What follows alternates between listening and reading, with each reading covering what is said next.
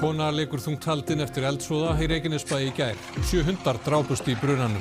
Nágranni heyrði konuna öskra á hjálp og reyndi að bjarga henni úr brennandi íbúðinni. Bandaríkjaforseti ætlar að senda fulltrúa sinn til Minnesota þar sem mikil mótmæli hafa brotist út. Sá kallaður landamæra keisarinn og heyrir beint undir forsetann. Nærri 37.000 rafbílar eru í umferð í landinu. Þeir voru teljandi á fingrum annarrar handar fyrir 2010. Fjölgun bílana virðist vera farin að hafa áhrif á innflutning á bensíni. Framsókn í pólitík fyrir verkefni en ekki valdastóla, segir Einar Þorsteinsson sem leiðir flokkinn áfram í borginni í kosningunum í vor. Hann vill bandalag breytingar. Vélar jafnast aldrei á við mannshöndina, segir einn af örfáum nemendum í bókbandi sem heillaðist af þessari iðn eftir að hann erfði tæki og tól frá langafa sínum.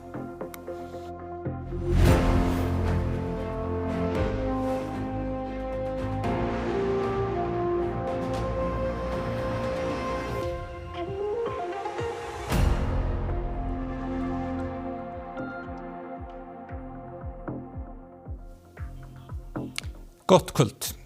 Kona liggur þungt haldin eftir að eldur kviknaði í íbúð hennar í Reykjanesbæ í gærkvöld. Nágranni reyndi að bjarga henni úr brennandi íbúðinni þar sem hún var föst. Eldsupptök eru ókunn. Rétt fyrir klukkan 11 í gærkvöld fékk slökkviliðið á Suðurnesjum tilkynningu eld í fjölbýlishúsi við Vatnsholt í Reykjanesbæ. Eldurinn kviknaði í íbúð á jarðhæð og konan sem þar býr var föst inni í íbúðinni. Þá bara eldtungur út svalurinn sjáum hérna bak við okkur. Og þeir heyra strax í mannesku sem innandyra og hún var í samtali við neyðarlínu. Leið og við erum að lenda á staðinu þá rofnar samskiptin og neyðarlínan lætur okkur vita og sammundi erum við bara að græja fyrst að gengja reykköfurinn til þess að fara í bara lífbjargandi aðgerðir. Reykavernir fundu konuna fljótt og hún var flutt til Reykjavíkur á sjúkrahús þar sem hún liggur þungt haldin. Í íbúðinni voru einnig hundar konunnar. Því miður þá voru allavega 8 hundar í íbúðinni og 7 dóu og 1 slapp út. Ammar býr við hlið konunnar ásamt foreldrum og 4 systkinum. Hann var kominn upp í rúm þegar hann fann skyndilega mikla brunalykt og stökk fram. And I saw my neighbor, she was like her house was all fire. I just ran quick here. I took this one. I was having it like for I think 5 months. This one, so I just take this out and I run to her house. I tried to turn the fire off, but it's finished because it's really small. And I was screaming if she's okay. She was saying help, help. This door was locked, so I was putting this down and open the door, then just run from here. It was all this fire. So the fire was basically right here, so I tried to turn it off here, and I turned this area off and I walk on it, like from basically to there. I can't walk now because it's all glasses. I walked there and it was really hot. This is why I hurt my leg, and I tried to turn all the stuff right here, but it's finished quickly. Ammar brenndist við þetta á fótum en hann hljóp aftur inn í húsið og reyndi að opna dyrnar inn í íbúð konunnar en hurðin var læst. Tried to open her door, it was locked. Tried to tell her open the door. She said I can't and she was just screaming to help. So I tried to break the door. Ammar og pappa hans tókst á endanum að brjóta niður hurðina og eldurinn braust fram. So when I break the door, I tried to go inside. My dad told me to not go because it was really a lot of fires inside. And yeah. The police just came and what I was trying to do to go inside and help her because she was needed for her help. Rauði krossinn hlúði að íbúum húsin sem höfðu komist sjálfir út en allar íbúðirnar voru fullar af reyk. Slökkvilið tókst að slökkva eldinn nokkuð hratt þráttur í krefjandi aðstæður. Lögreglan hefur lokið rannsókn en eldsupptök eru enn ókunn. Flestir íbúar fengu að snúa aftur heim í dag en húsið ber enn ummerki eldsvoðans. Something like that. I still can't believe what happened. Aukinn þungi í mótmælum gegn starfsháttum innflytjendastofnunar Bandaríkjanna í Minneapolis eftir að fulltrúar hennar drápu mann á laugardag. ICE-liðar virðast ekki á förum og segjast gera borgina öruggari. Myndirnar í þessari frétt kunna að vekja óhug. Maðurinn sem ICE-liðar skutu var hjúkrunarfræðingur og starfaði á spítala í borginni. Á myndböndum frá atvikinu virðist hann hafa verið að mynda fulltrúan að störfum þegar hann var skotinn.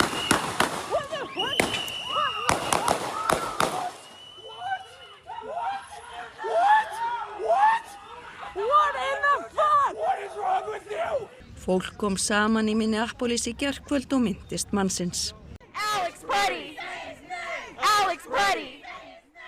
Fyrir 2 vikum skutu æsliðar konu á fertugsaldri til bana í Minneapolis. Þá skutuður mann frá Mexíkó í Chicago í haust. Víða Minneapolis hefur ofbeldisfullum starfsháttum innflytjendastofnunarinnar verið mótmælt. There's protests just about every day. We try to attend when we can, but never would have imagined that there would have been another murder in our backyard. Yfirvöld ætla að halda starfi æsliða áfram í Minneapolis, lýsti yfirmaður innflytjendastofnunarinnar yfir í gær og sýndi mynd af manni frá Laos sem þeir handtóku nýlega. We will continue to make these streets a safer place. It is our duty, because we choose to be Border Patrol agents and ICE agents, to take individuals like that off the streets so we can make Minneapolis and America a safer place. Trump tilkynnti í dag að hann ætlaði að senda Tom Homan sem kallaður hefur verið landamæra keisarin til Minnesota. Trump segir hann harðan í horn að taka og að hann heyri beint undir sig. Hann á að taka við stjórn ICE í ríkinu. ICE-liðar eru á vegum allríkisins en ekki Minnesota-ríkis. 3000 þeirra hafa verið sendir þangað til að framfylgja hertri stefnu Trumps í innflytjendamálum. Trump segist ætla að kalla þá frá Minnesota á einhverjum tímapunkti en hefur ekki sagt hvenar. Og í Kastljós á eftir til að ræða ástandið í Minnesota komu þau Magnús Skúli Helgason, sagnfræðingur og Pía Hansson, forstöðumaður Alþjóðamálastofnunar Háskóla Íslands. Þar verður einnig rætt við íslenska konu sem býr í Minneapolis. Heiða Björg Hilmisdóttir borgarstjóri hefur ekki svarað hvort hún þiggi annað sætið á framboðslista Samfylkingarinnar í Reykjavík fyrir komandi borgarstjórnarkosningar eftir að hún laut í lægra haldi gegn Pétri Marteinsinni í prófkjöri flokksins helgina. Yrði einhver breyting á, myndi ákvörðun þess efnis berast uppstillingarnefnd flokksins. Björg Vilhelmsdóttir, formaður uppstillingarnefndar, segir engar upplýsingar slíkt hafa borist. Nefndin kemur saman í kvöld þar sem meðal annars verða rædd viðbrögð taki Heiða ekki sætið. Aðstofamaður Heiðu Bjargar sagði hana ekki hafa tekið ákvörðun og að hún myndi ekki veita viðtal að sinni. Einar Þorsteinsson er óskoraður oddviti Framsóknarflokksins í Reykjavík eftir að ekkert mótframboð barst. Hann segir stjórnmál ekki snúast að reyna að breyta fólki, heldur mæta því. Framsókn í Reykjavík auglýst eftir framboðum, frestur er runnin út á Magneu Gnó Jóhannsdóttir, borgarfulltrúi bauð sig einn fram í annað sætið og er því líka sjálfkjörinn. Aðrir fulltrúar verða kynntir á kjördæmisþingi flokksins 7. febrúar. Framsókn fékk 4 borgarfulltrúa kjörna í síðustu sveitarstjórnarkosningum en hafði engan áður. En samkvæmt nýjustu könnunum mælist flokkurinn ekki inn í borgarstjórn. Það hefði ekki verið tilefni til að skipta mótvita. Já, Framsókn telur ekki, svo sé. Við stöndum saman það að berjast fyrir borgarbúa. Við sýndum það á þessu kjörtímabili að við erum ekki í pólitík bara fyrir valdastólana, heldur verkefnin. Þú segir að þið séu í pólitík fyrir verkefnin en ekki valdastólana. Þið voru hluta af meirihlutasamstarfinu sem upp úr flosnaði fyrir tæpu ári þegar þú gekkst út úr því. Já, voru það mistök svona eftir á hyggja? Alls ekki. Kjósendur verða að vita fyrir hvað við stöndum. Það kom í ljós á þessu kjörtímabili hvaða flokkar voru ekki til í breytingar og það er mikilvægt að fyrir næstu kosningar verði myndað bandalag breytingar, bandalag bættan rekstur og bandalag bætta þjónustu. Þú talar bandalag breytingar. Já, hverjir aðrir gætu verið í slíku bandalagi? Já, nú eiga flokkarnir eftir að stilla upp sínum áherslum og þetta snýst líka traust. Hvernig hyggist þið Framsókn í Reykjavík að komast aftur á þann stað sem við voru fyrir síðustu sveitarstjórnarkosningar? Já, það byrjar að sjálfsögðu með samtali við íbúa. Við þurfum að hlusta. Við þurfum að mæta þörfum borgarbúa en ekki bara reyna að breyta þeim eins og sumir flokkar vilja gera. Innflutningur á blýlausu bensíni hefur dregist saman síðustu ár. Rafbílar eru farnir að saxa á bensínsöluna, segir sviðsstjóri hjá Umhverfis- og Orkustofnun. 14% allra fólksbíla í landinu eru hreinir rafbílar. Fólksbílum sem hvorki eru tvinn eða tengiltvinnbílar hefur fækkað 50.000 síðustu ár. Gömlu góðu bensínstöðvarnar hafa breyst og heyra kannski brátt sögunni til og sumar þeirra bjóða upp á rafhleðslu. Innflutningur á bensíni annar en hann var, það sýna tölur frá Hagstofunni. Langstærstur hluti fólksbíla knúinn blýlausu bensíni. Mest var flutt inn af blýlausu bensíni 2006. Í hruninu var samdráttur, svo frá 2018 til 2019 verður mikill samdráttur og það fyrir COVID 2020. Fyrsti hlutin af þessum samdrætti í bensín má eiginlega skýra á að betri nýtni bifreiða sem og að díselbifreiðar eru hluti af fólksbílaflotanum á þessu tímabili. Innflutningur á blýlausu bensíni eykst aftur eftir faraldurinn en langt í frá að hafa náð sér að strika eins og hann var fyrir COVID. Aðeins 5 rafbílar voru á hverju ári í umferð til 2010. Þeir voru orðnir 1% fólksbílaflotans 2017 en þó innan við 2000 talsins.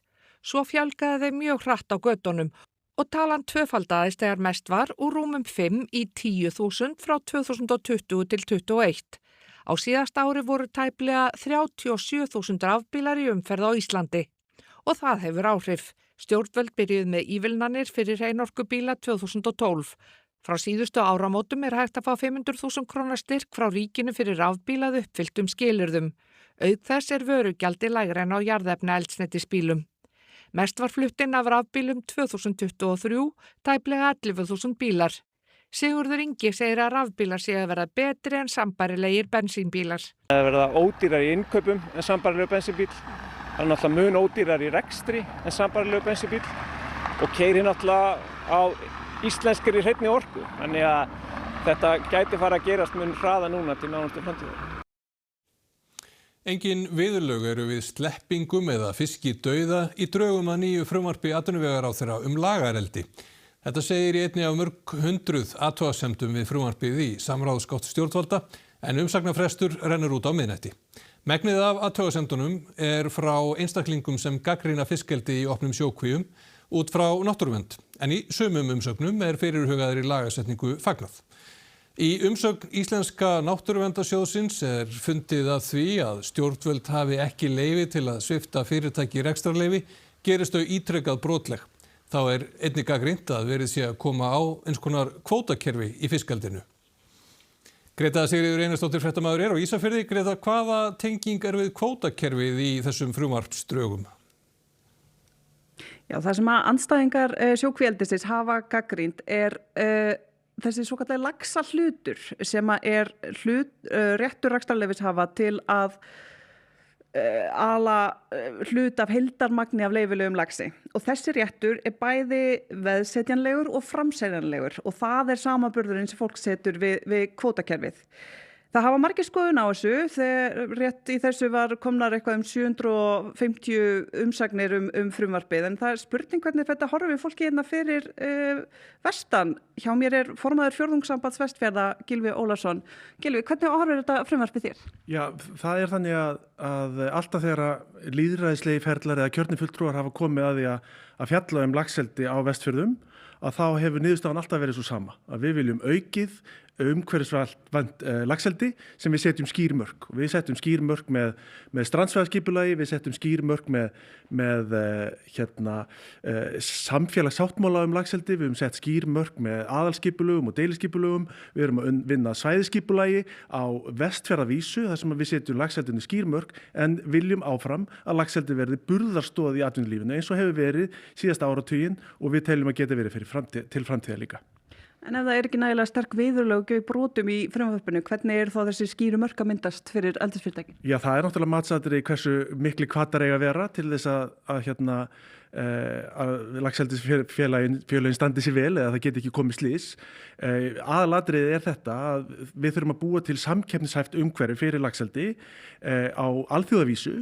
Og þetta frumvarp frábært skref í þá átt og atvinnuvegaráðherra að stíga mjög gott skref til þess að taka úrelt fyrirkomulag og færa það inn í nútímann þannig að atvinnulífið á Íslandi öllu og á Vestfjörðum og byggðaþróunin geti haldið áfram að dafna án þess að setja óásættanlega áhættu fyrir erfðablöndun laxa eða burðaþol eða aðra umhverfisþætti sem litið til. Það er greinilega mikill áhuga á málinu á landsvísu. Á þessi ákvörðun að vera tekin á landsvísu eða hér á Vestfjörðum?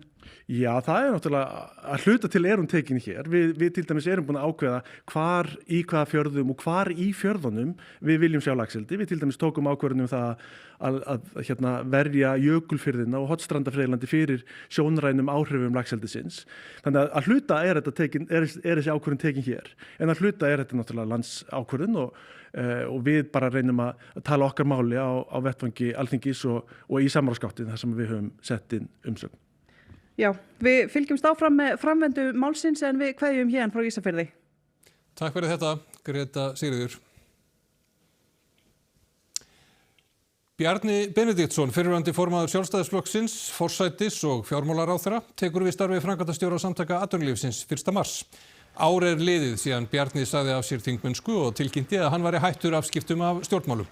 Hann tekur við af Sigríði Margréti Oddsdóttur sem nýlega var ráðinn forstjóri Bláa lónsins. Bjarni, sem mun gæta hagsmuna samtakanna gagnvart stjórnvöldum og launþegahreyfingunni, segir að ráðninguna hafi borið brátt að. Hann segist hlakka til að starfa með forystumönnum launþegahreyfingarinnar og telur að pólitísk fortíð verði honum ekki fjötur fót.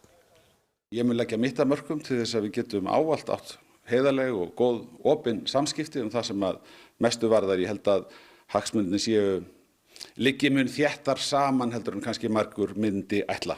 Ertu búin að taka pólitísku skekkjuna að þér? Já, ég auðvitað mun fyrst og fremst reyna að rísa út úr því hlutverki sem mér er treyst fyrir í samtökum atvinnulífsins. Ég er ekki mættur til þess að færa pólitíkina inn í samtök atvinnulífsins, heldur til þess að beita mér í þágu þeirra sem að koma að samtökunum. 18 hið minnsta hafa farist í miklum vetrarhörkum í Bandaríkjunum síðustu daga. 100.000 hafa verið án rafmagns og viðvaranir ná til yfir helmings landsmanna. Mikil snjókoma á bandarískan mælikvarða, slitta og frostrigning hafa einkennt veðrið síðustu daga. 30 stiga frosti hefur verið spáð í Michigan og víða Bandaríkin ófært og samgöngur í lamasessi. Ríkisstjóri í New York segir þetta mesta kulda þar í áraraðir. An Arctic siege has taken over our state and many other states across the nation. And the snowstorm we've been expecting is now underway, but it is brutal. It is bone chilling and it is dangerous. Nokkur dauðsföll rakin til veðursins. Þar af 5 hið minnsta í New York. 2 hafa dáið úr ofkælingu í Louisiana og í Oklahoma City skýli fyrir heimilislausa yfirfull. We have people in every bed, on mats, just wherever we can fit people inside to keep them warm. Tré og rafmagnslínur hafa fallið og yfir 800.000 manns verið án rafmagns. Neyðarástandi hefur verið lýst yfir í 23 ríkjum og í höfuðborginni Washington. Talið að óveðrið hafi áhrif á líf 180 milljóna bandaríkjamanna eða yfir helming landsmanna. Það fylgja þó ekki aðeins hörmungar vetrarveðrinu. Í Central Park í New York hefur fólk rennt sér niður brekkurnar. It's rare that you get a snow day in New York City, so decided to come out here and see some sledding and go walk around the snow. Þetta óvenju mikið kuldakast þarna yfir Norður Ameríku. Hvað útskýrir það? Já, það sem að útskýrir þetta eru svona 2 megin kuldapollar sem eru svona nálægt Norðurpólnum og annar þeirra svona yfir Síberíu og hann svona núna yfir norðurhluta Skandinavíu og veldur kuldakasti þar. Síðan annar þeirra sem við köllum Stórabóla sem yfirleitt svona yfir Grænlandi eða Norður Kanada. Hann svolítið kominn langt söður yfir Quebec eða austurhluta Kanada. Og tekur svona dífu niður langt inn söður til Bandaríkjanna og hann verður að dóla þar.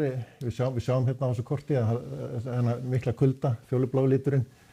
Þetta svona nær yfirborði en þessi kuldapollar eru svona sjást lengst upp í gufuhvolfi. Og hann verður að svona hringsóla þarna í næstu daga þannig að það má reikna með að verði talsverður kuldi. Næstu daga. En skýrir þetta róleghita veður sem hefur ríkt hér á landi?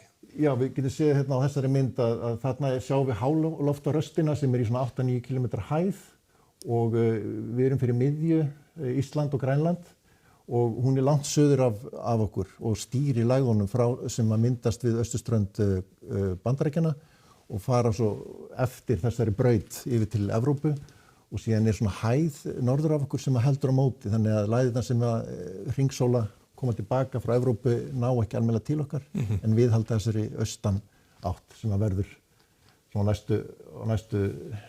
næstu daga. Já, það verður lítil breyting hjá okkur næstu daga. Mjög lítil breyting, það er eiginlega bara sama veðri næstu dag.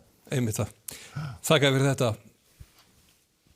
Það hugsaði ekki allir hvaðan bækurnar koma, segir nemandi í bókbandi. Fáir útskrifast úr faginu hér á landi sem hann segir synd.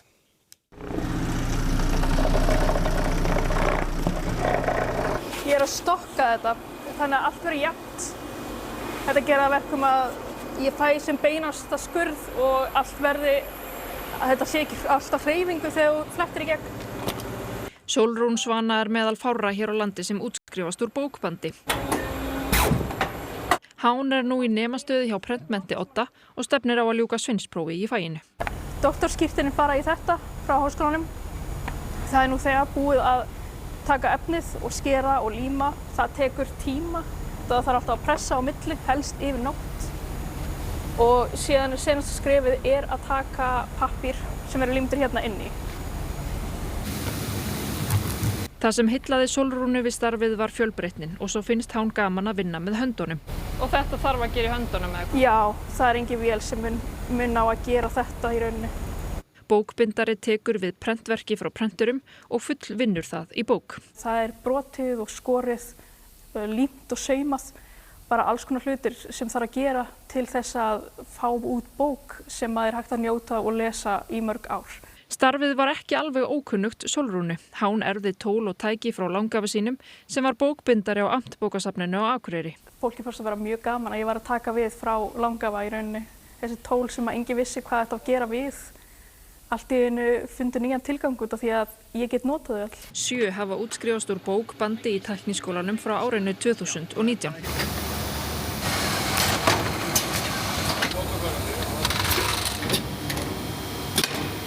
Ég held að flesti vita bara ekki af því að þetta sé í rauninni til, að þú getur unnið við þetta. Þetta er ekki mjög mikið glimmer og glam í gangi endilega og ekki allir hugsa það endilega hvaðan bækurnar þínar koma. Mér finnst það í rauninni synd að það skuli ekki vera fleiri sem fara í þetta fag. Hán segir ekkert hlaðvarp eða hljóðbók koma í stað bókarinnar. Bækur eru mikilvægar, hafa alltaf verið og ég sé ekki fram á að verði eitthvað öðruvísi í framtíðinni. Og silfrið á dagskrá í kvöld. Bergsteinn, hvað ber þar hæst og hverja færðu tíðin? Það eru blikur á lofti í efnahagsmálum. Atvinnuleysi hefur aukist, það er spáð hækkandi verðbólgu og órói í alþjóðamálum bætir gráu ofan á svart. Við ætlum að taka stöðuna með þeim Degi B. Eggertsinni, Jens Garðari Helgasinni, Maríu Rut Kristinsdóttur og Sigurði Inga Jóhannsinni í silfrinu strax að loknum Kastljósi. Takk fyrir þetta Bergsteinn, við missum ekki af þessu. En fyrst ætlum við að sjá hvað er í íþróttapakka kvöldsins. Íslenska karlalandsliði handbolta býr sig nú undir næsta leik á EM eftir stórsigur í gær. Bjarki Már Elísson segir liðið hafa staðið í skuld við landsliðsþjálfarann. Við vorum með smá samviskubit gagnvart Snorra hann var svo sár eftir leikinn mútið Króatía því að við vorum ekki að berast nóg. 3 leikir á dagskrá í milliriðli 1 í dag. Portúgal og Noregur mættust í fyrsta leikdagsins og börðust þar fyrir lífi sínu á mótinu. Þá kíkjum við á hvaða lið munu mætast í ofurskálinni þetta árið. Íþróttir hér eftir fréttir. Þá skulum við rifja upp það sem var helst í þessum fréttatíma. Kona er þungt haldin eftir eldsvoða í Reykjanesbæ í gær. 7 hundar drápust í brunanum. Nágranni heyrði hana öskra á hjálp og reynda bjarga henni úr brennandi íbúðinni. Bandaríkjaforseti ætlar að senda fulltrúa sinn til Minnesota þar sem mikil mótmæli hafa brotist út. Sá er kallaður landamæra keisarinn og heyrir beint undir forsetann. Nærri 37.000 rafbílar eru í umferð á landinu. Þeir voru teljandi á fingrum annarar handar fyrir 2010. Fjölgun bílana virðist vera farin að hafa áhrif á innflutning á bensíni. Framsókn er í pólitík fyrir verkefni en ekki valdastóla, segir Einar Þorsteinsson sem leiðir flokkinn áfram í borginni í kosningunum í vor. Hann vill bandalag breytingar. Vélar jafnast aldrei á við mannshöndina, segir einn af örfáum nemendum í bókbandi sem heillaðist af þessari iðn eftir að hann erði tæki og tól frá langafa sínum. Þessi fréttatími á enda og íþróttir og veður næst á dagskrá, þar á eftir Kastljós og Silfrið. En fréttastofan stendur áfram vaktina á RÚV.is og við minnum á fréttaþjónustu RÚV á samfélagsmiðlum, Facebook, Instagram, TikTok og YouTube. Verið sæl.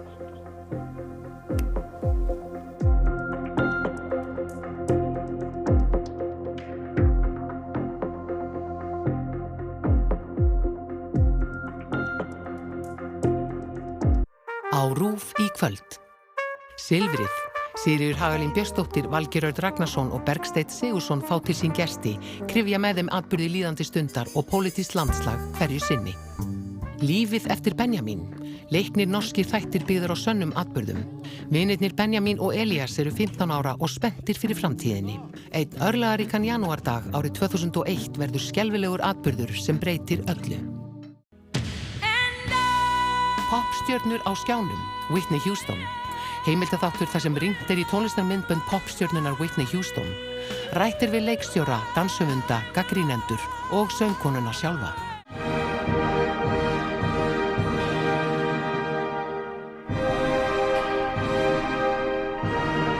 Teitur. Diljá. Janus.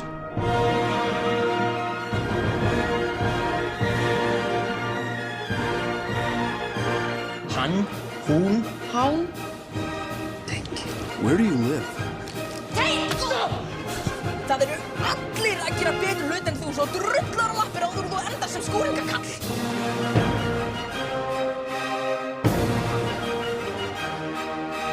Putti raskat!